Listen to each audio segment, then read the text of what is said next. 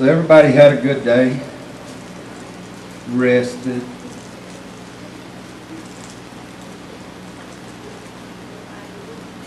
Relaxed.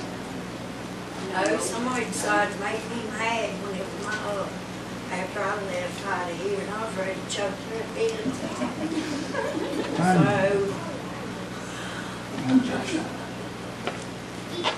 So, You made it though.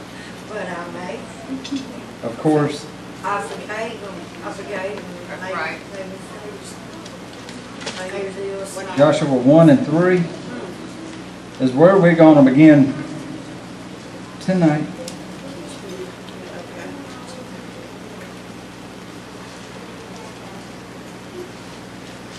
Joshua 1, chapter 3. This is at the NIV. I will give you every place where you set your foot, as I promised Moses. This morning we talked about being patient and waiting on your promise, waiting on your blessing. Having patience. Well, what happens if you have patience and you wait on your blessing? Most of the time you're starting a new season. Seasons come, seasons go.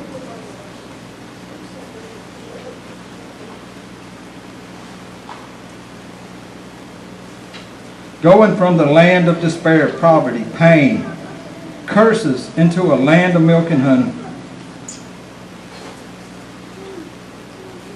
We're going into a new season in this ministry. Things are changing. The store's doing good. The ministry's doing good. Everybody's prospering in one way or another. In the 7-8 years that we've had this ministry, I haven't seen this kind of excitement and this kind of joy in the ministry. There's been times where we've had happy moments. There's been times where we think we're going really good. But right now, y'all, things look very promising. I was talking to the guys that was here this morning, and he said, you know, I'm a roofer. So I'm going to throw him on top of the building back there, and we're going to check the roof out. What's stopping us from starting to work on that building back there? Nothing but air and opportunity. It's not going to fix itself. Might as well see. We have a new mayor coming in, so getting a permit to work on it, it's going to be nothing now. Which one's that? Huh? Which one's that? Henry or Terry? I don't know who won it. They ain't had us yet. We know Terry ain't going to win. So I'm excited to see where we're headed and what's going to happen. In Genesis 8:22, God talks about seed time and harvest time. In order to rejoice during a harvest, you must have really planted a good seed. The greater the seed that was sown, the greater the harvest and praise we reap. Has anybody out here tried your hand at planting seeds? Has any seeds been planted? Jackie, Holly, y'all in the prime time locations for planting a seed at that store when customers come in. I got 10 egg bones myself.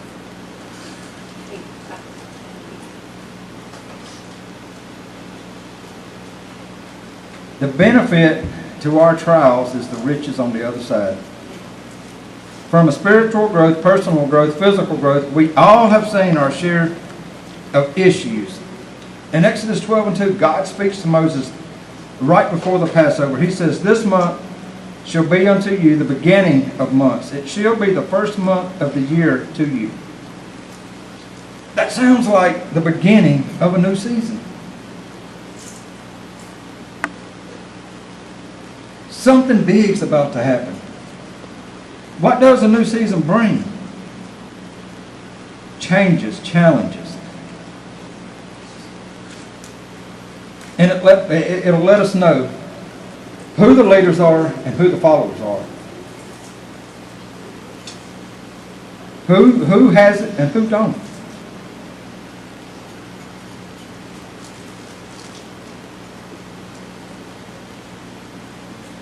I believe as a church, as a whole, we have it.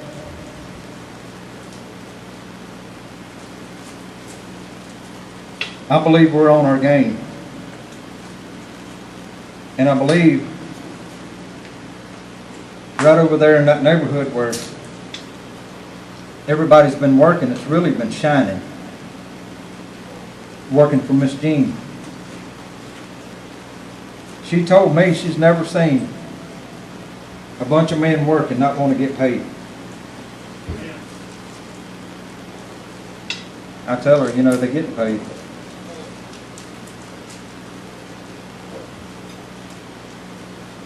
God's seeing it. God's seeing men plant seeds and work and offer themselves to a widow and help her.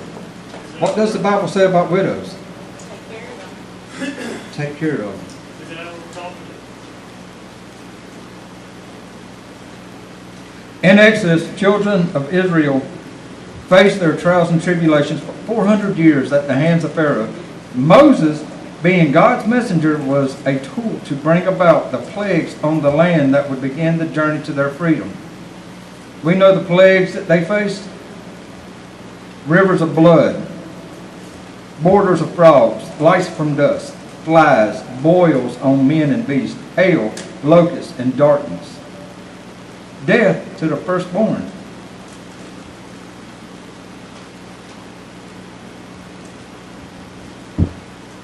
God will put the enemy through turmoil just to set his children free.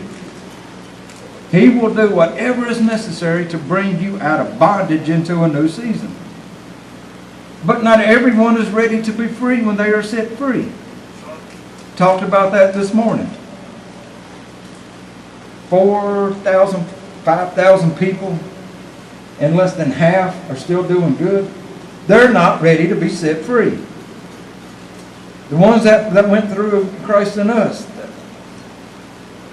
one sitting here, they were ready to be free. Couldn't wait to get to it.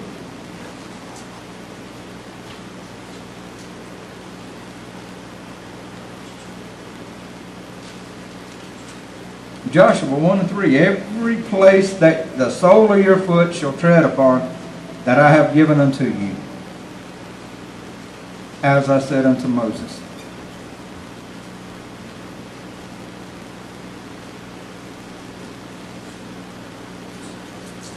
God is talking about the promised land, the land Abraham dwelled, Canaan. After the journey out of Egypt and crossing the Red Sea, the Hebrews began complaining because they had been on their feet so long. They were unhappy with Moses, unhappy with their deliverance because they were promised something and wanted to make their rightful place in the land of milk and honey. So they rebelled by making images of other gods while Moses was in the presence of God receiving the 10 Commandments. Can you imagine how that went? You're making other gods while your leader's with God receiving the 10 Commandments.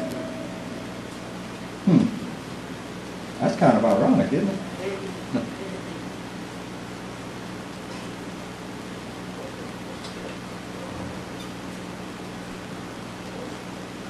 Who's ever felt like that, though?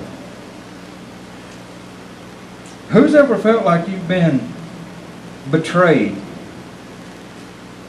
It's hard to imagine what God was feeling at that moment. They felt like they were being left behind too.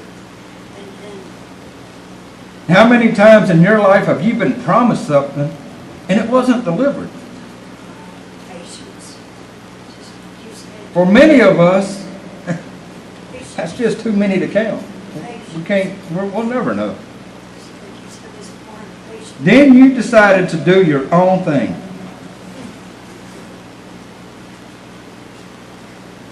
Can't wait on God. Got to do it yourself. Then you find out miserably that you should have waited. God wiped out a whole army by putting them underwater. He even prepared them for a new season with the Passover, a new calendar year to celebrate the jubilation, and they still didn't recognize their full blessing. So he gave them a second chance under Joshua. I've said this before. I'll say it again. Have to wait on him. God's time is better than yours. God's time is better than yours. We can wear a watch on both arms and use our cell phone for a timer. God's time is better than ours. Joshua 1 and 9, have I not commanded thee? Be strong and of good courage. Be not afraid, neither be thou dismayed, for the Lord thy God is with thee, whithersoever thou go. Wherever you go, God's with us. And it's his time that's going to get what we are waiting on, not ours.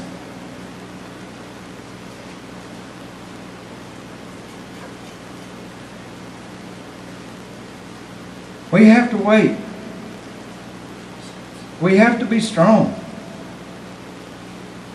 And when the door is open, we can't be too scared to walk into it. God will not shove us. We have to take the step.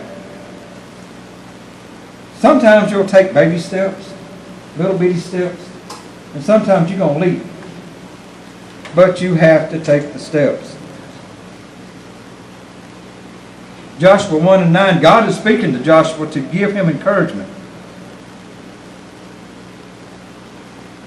Who needs God to give you encouragement? I do. We need encouragement. After 40 years in the wilderness, after 40 years of wandering around,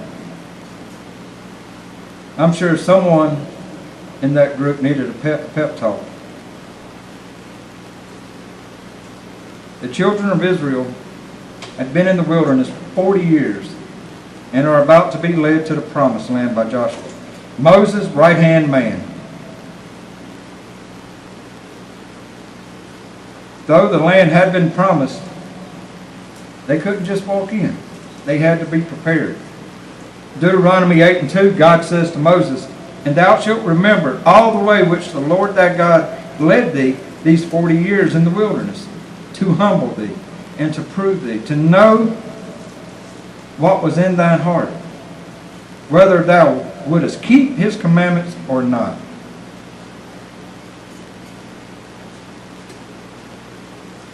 What do y'all think are some of the seasons outside of winter, spring, summer, and fall? Some of the things that brings forth a new season. A different reason for a new season, if you will. Birth of life. Birth of a new child. A birth of a child.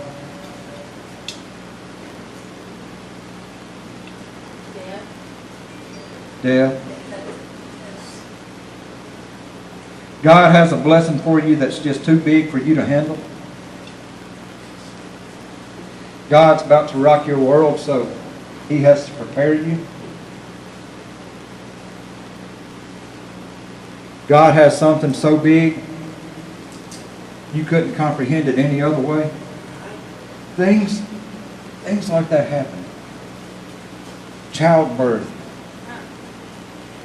Death.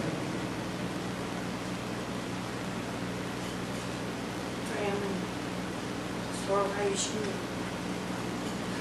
Disease. Now remember, they were prepared, so you need to be prepared.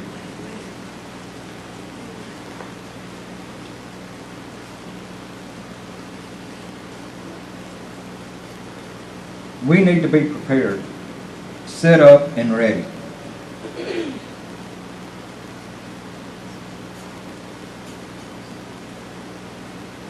to get prepared need to be sanctified.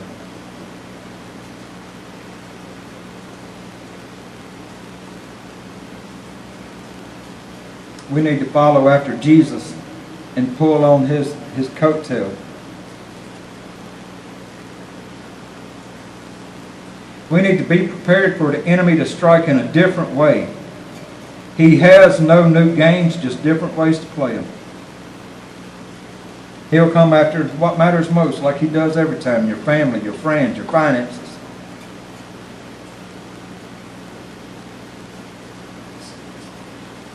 We can eliminate that. We can remove him from our future.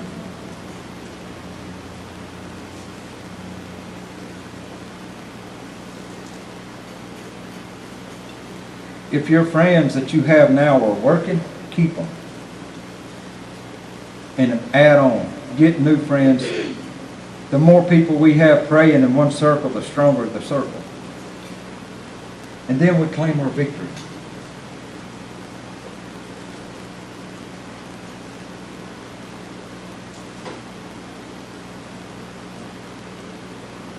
Joshua 6:20. Who's in the book of Joshua right now?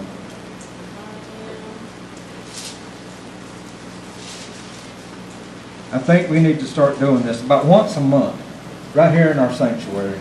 Not so the walls will fall down, but so the enemy will flee.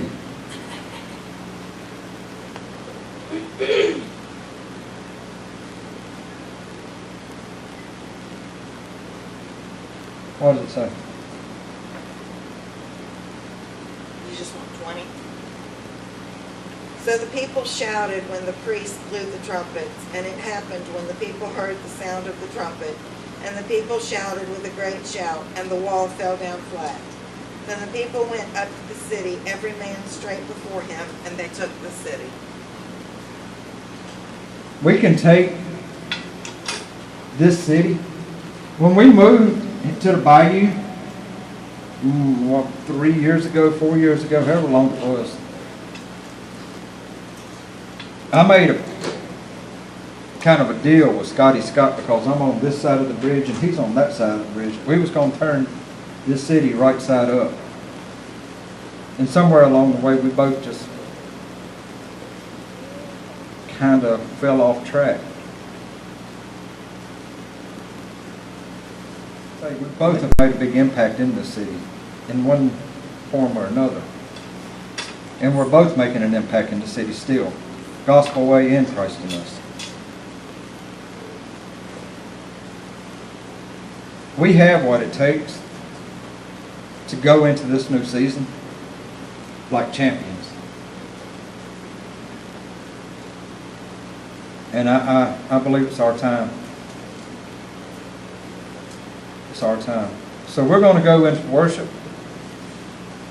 If you want to pray, yes, I will pray with you.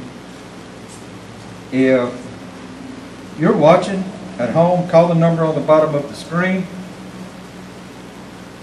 Till next time, we love you. Those listening on the podcast.